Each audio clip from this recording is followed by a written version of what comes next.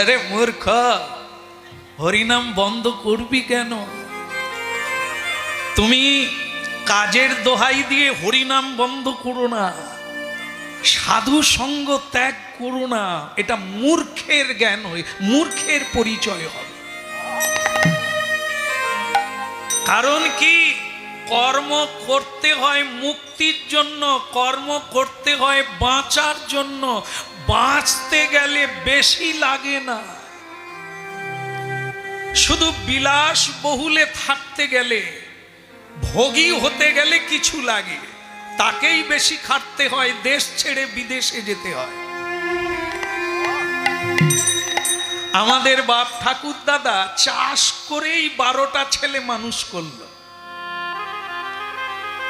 আর আমরা বলি এ দেশে পয়সা নাই, বিদেশে যেতে হবে।